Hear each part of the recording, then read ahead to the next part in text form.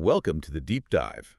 Today, we're jumping into, well, it's like a modern-day gold rush, isn't it? It really is. But not for gold, for compute power, raw computational muscle. Yeah. The AI economy is just exploding. And with that comes this intense global race to build the actual foundations. The infrastructure that makes it all tick, exactly. But our focus today is this company, Nscale. They're headquartered in the UK, an AI infrastructure startup. And they're making some seriously bold claims, attracting some huge names. Yeah, the analysis we've got on them, it's pretty comprehensive. It really gives you a look under the hood at this foundational layer of AI.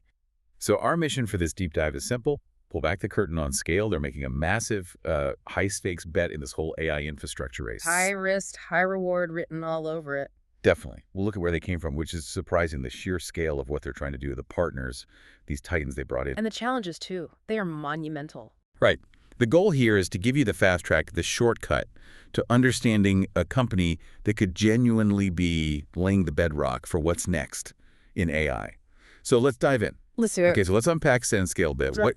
What is it exactly, and where did it spring from? Because the origin story is, like you said, kind of fascinating. It really is. So Nscale, founded just in 2023 by Josh Payne.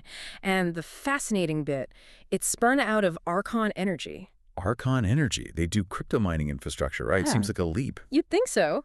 But Payne's background there, it gives them this non-obvious but really critical edge. He's got proven experience, like hands-on, securing huge amounts of low-cost, high-density power. The power angle. Exactly. And navigating these incredibly complex energy deals, that's actually a massive bottleneck for AI right now. It's not just getting the chips anymore. Okay. It's about powering them reliably, cheaply, and, at the enormous scale AI demands. So taking lessons learned the hard way in crypto's energy world and applying them to AI. That's smart. A clever pivot, definitely. It is. But, okay, building out an entire AI tech stack, vertically integrated, from scratch, that sounds incredibly risky and massively expensive. Is that really their big advantage, or could it bite them? You've nailed the core strategic bet right there. They are going all in on this fully vertically integrated model. So instead of just, say, renting data center space or licensing software bits, Nscale wants to own and run the whole thing. The whole thing. Everything. Building the data centers from greenfield sites, getting the power deal sorted, owning and operating the high-performance GPU clusters. Okay. All the way up to the software, the orchestration platform that customers actually use. It's a very deliberate, yes, very capital-intensive strategy. But the payoff is supposed to be? Superior long-term margins and better performance. I'm cutting out all the middlemen, essentially. That's how they get to that aggressive marketing claim. The 80% lower cost one. That's the one. Yeah. 80% lower cost compared to the traditional hyperscalers, your AWS, Azure, GCP types. 80% lower cost. Yeah. Wow, that figure just jumps out. The real insight there, maybe, isn't just the number, but the bet behind it. Which is? That owning the infrastructure can create such a deep structural cost advantage that it actually disrupts the giants of cloud computing. It's a classic disruptor move. Absolutely. But like you said, the margins for error are razor thin. Exactly. And a vision that grand needs serious execution. Who are the people driving this? The key players actually trying to build this massive thing. Yeah, the leadership team seems built for this kind of audacious plan. You've got Josh Payne, the founder and CEO. He brings that energy, finance, M&A know-how from the crypto days. Right, the energy piece. Then Alex Sharp, the COO. This guy has over 25 years building data centers. He was global head of design and construction at Iron Mountain. That's serious operational chops. Okay, world-class experience there. And then David Power, the CTO. He's got 2 decades in high-performance computing, HPC, and AI. Co-founded Vscaler, which is an established cloud platform. So this trio, they really seem to combine the necessary skills, the energy sourcing, the physical build-out, and the deep technical compute expertise. It fits the vertically integrated model. Okay, a 1.3 gigawatt pipeline. That number is just, it's almost hard to really picture that scale for a startup. So how are they actually planning to pull this off? And what does this huge build-out mean for customers? Well, they call it their AI factory blueprint. Sounds a bit sci-fi, maybe. Little. But it's basically a global network of these huge, purpose-built AI factories. Like, think less general data center, more like a dedicated manufacturing plant just churning out AI compute. Okay, focus. Very focused. And that 1.3 gigawatt capacity pipeline is incredibly ambitious. They've already announced key sites. There's a 60 megawatt facility going up in Norway. Norway, right, using hydropower? Exactly. 100% renewable hydropower plus natural cooling because it's up in the Arctic Circle. Glomfjord, Narvik area. Smart. Sustainable angle, too. Definitely. Then there's a big AI campus plan for Loughton in the UK that's targeting 50 to 90 megawatts, supposed to become the UK's largest AI supercomputer. The UK's largest, wow. Yeah. And they've also got sites planned in the US, Texas, and Ohio for their North American push. And what about the gear inside? The hardware? Because in AI, it always comes down to the chips, doesn't it? You need the best GPUs. Oh, absolutely. The chips are the heart.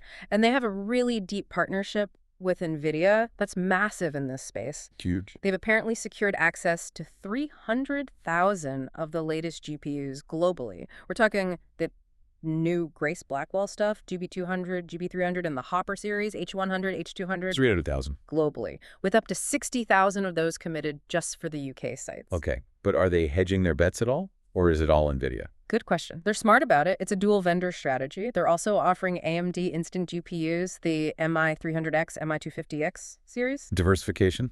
Makes sense. Yeah. And crucially, it's not just the GPUs. All the compute needs super fast plumbing, right? So they've got high performance networking ROCE. ROCE, right. Remote direct memory access. Over converged Ethernet. Essential for moving huge AI datasets between GPUs with almost no latency. Plus specialized storage, all designed to stop bottlenecks. Keep those expensive GPUs running flat out. So, okay, you're a potential customer. You need this incredible power. How do you actually get access to Nscale's infrastructure? Is it like renting time on a supercomputer? They've got sort of a two-pronged approach, a dual cloud service model, designed for different kinds of users. Okay. First, there's private cloud and enterprise solutions. This is really aimed at the big players, large companies, research labs, governments. Got it. They get dedicated sovereign-grade GPU clusters, managed using standard tools like Slurm, which is common in HPC. Yeah, no Slurm. Or they can use Nscale's own Kubernetes service, NKS. This private cloud model, that's what underpins the big commitments they've got from Microsoft, and potentially OpenAI too. Okay, the big bespoke deals. What's the other prong? The second is their public cloud services. Yep. They're planning to launch this in the first half of 2025. This is more your on-demand, pay-as-you-go kind of platform. Well, more accessible. Exactly. It'll have things like serverless inference, where you pay per token used, not for managing servers and AI marketplace with tools and models.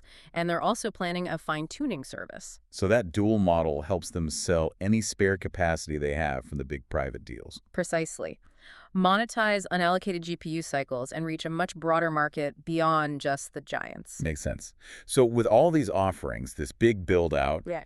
what really makes Nscale stand out? It feels like a crowded market already and getting more so. What are their key differentiators? They really hammer home three core value props. Yeah. When you put them together, it's quite a compelling story. First is sovereign AI. Right, the European angle. Exactly. They brand themselves as an AI cloud made for Europe by Europe, built specifically for compliance with rules like UK GDPR.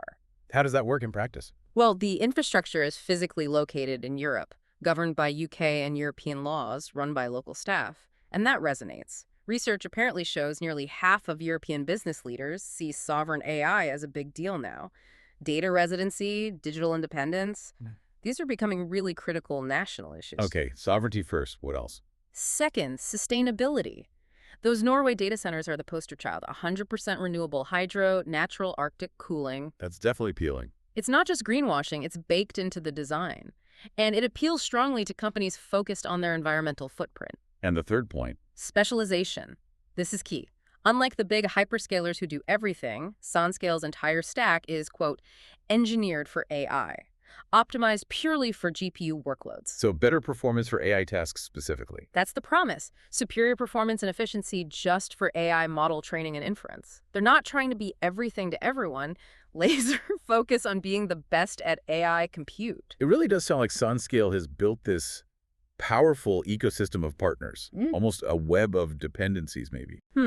That's an interesting way to put it. I mean, relying so heavily on Nvidia, Microsoft, OpenAI, could that create vulnerabilities down the line? like negotiating power, or if strategies diverge? That's a very sharp question and absolutely a critical point for any new player. The analysis we saw actually calls this ecosystem a symbiotic juggernaut.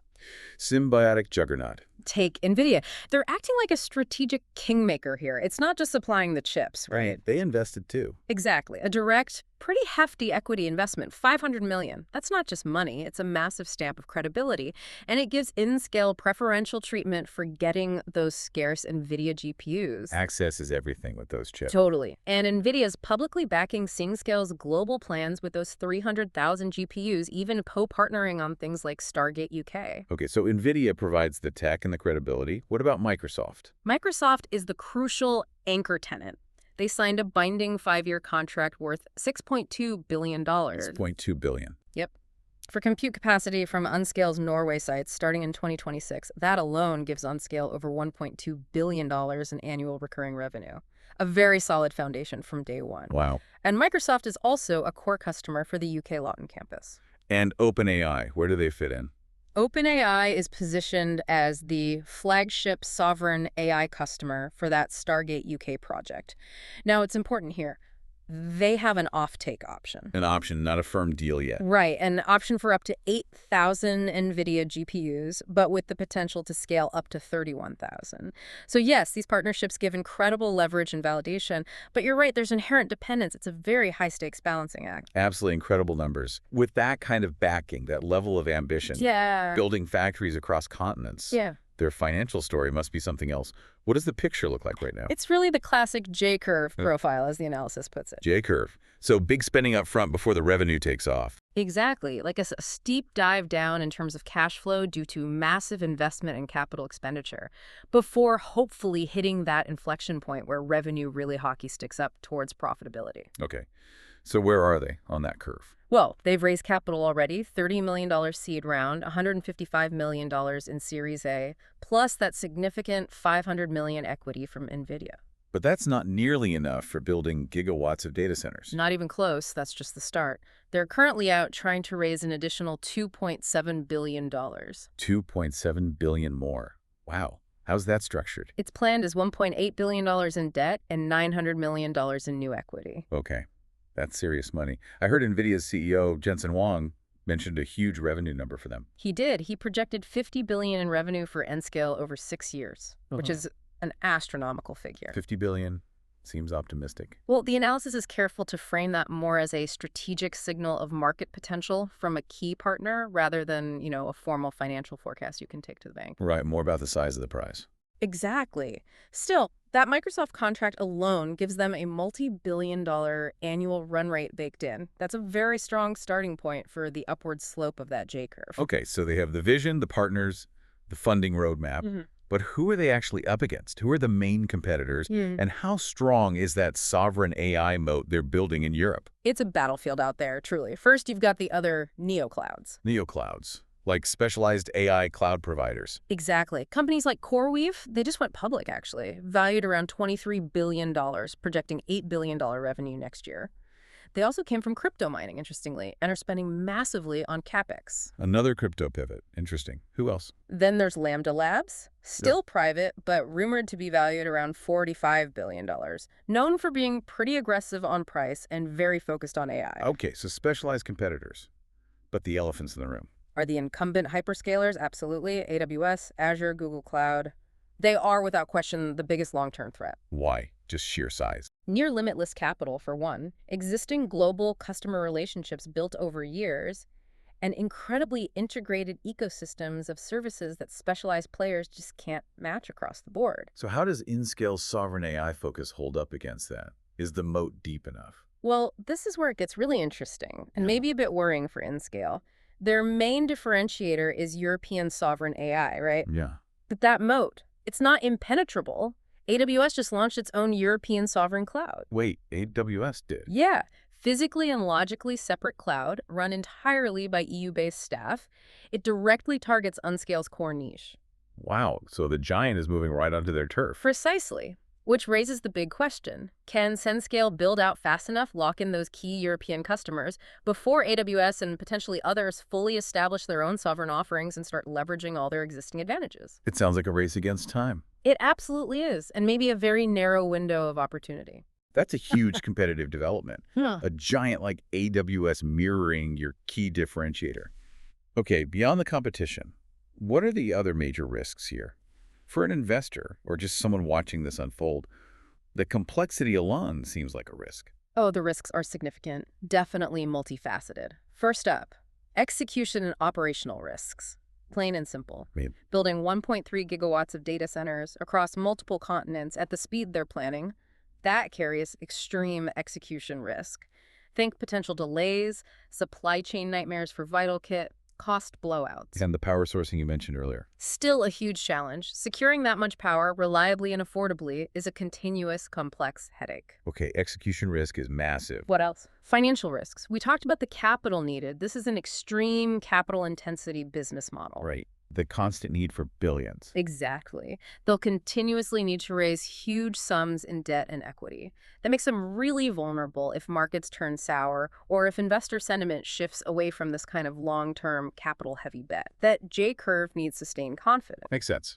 Any other big ones? A really critical one, geopolitical and regulatory risks. The analysis calls this the sovereignty paradox. Sovereignty paradox. Explain that. They're building this European sovereign cloud, right? But it's largely built on American technology, Nvidia, with American anchor customers, Microsoft, OpenAI, and funded heavily by American investors. I see the tension. Yeah. European regulators might look closely and ask, how truly sovereign is this in practice? Could US-EU trade tensions affect it? What about laws like the US Cloud Act, which could potentially clash with Europe's GDPR rules on data access?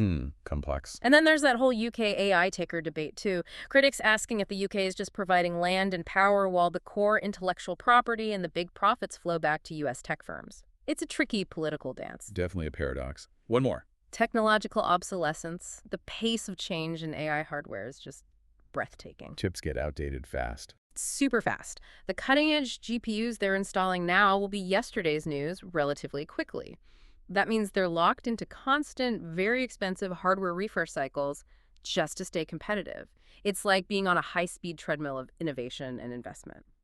So, okay, we've gone deep into the strengths, the vision, those huge partnerships, but also these really significant risks.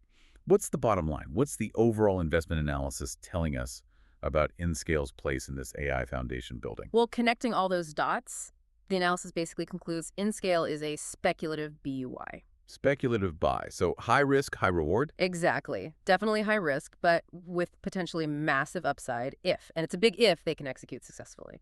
Now, that recommendation is very much contingent on them successfully closing that big $2.7 billion funding round they're working on now. Why is that round so critical? It's seen as crucial market validation. Getting that level of debt and equity committed shows the market believes in the plan, despite the risks. And what about valuation? Any sense of what's reasonable? The analysis suggests a benchmark, yeah. Yeah.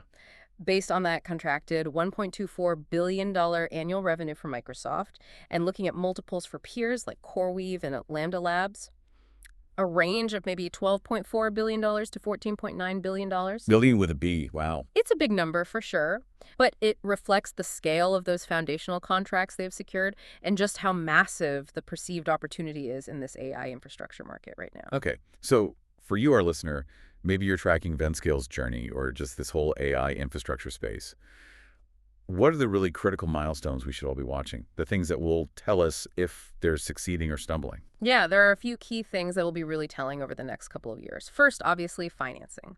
Did they successfully close that $2.7 billion debt and equity round? That's table stakes now. Okay, funding first. What's next? Contract conversion. Remember that OpenAI deal for Stargate UK is just an option right now. Right. Seeing that convert into a firm, binding, multi-year contract would be a major de-risking event, especially for their UPay plans. Makes sense. Execution. Plain and simple. Are they hitting their timelines? Delivering those initial data center phases in Norway in 2026 and Loughton in the UK in Q1 2027 on schedule and reasonably on budget. Any major slips there would be a big red flag. Execution, execution, execution. Got it. Then look for customer diversification. Can they land other major anchor tenants, preferably non-US ones, within the next 18 to 24 months? That would prove broader market acceptance for their sovereign AI pitch. Good point. Diversify beyond Microsoft and OpenAI. Exactly. And finally, public cloud traction. Once that launches next year, we need to see early data. Are customers adopting the serverless inference? What does revenue look like? What are the margins? That tells us if they can succeed beyond those huge enterprise deals. Fantastic. What a deep dive that was into Nscale. They really are a fascinating, incredibly bold player right at the foundation of the AI economy. Absolutely. A high-stakes gamble playing out in real time. They're battling for that critical compute power in a market just defined by this insatiable demand and really fierce competition. But they're doing it with a unique strategy, this vertical integration, and some seriously heavyweight partners. It's quite the story unfolding. It really is. And it raises this important question, I think, for all of us watching this space. As AI infrastructure gets more globally distributed, and these lines blur between national interest and global tech, will true digital sovereignty ever be fully achievable? That's the big question, isn't it? Or will it always somehow remain intertwined with just a handful of global tech giants, no matter where the actual servers sit physically? Something to think about as we watch this all unfold.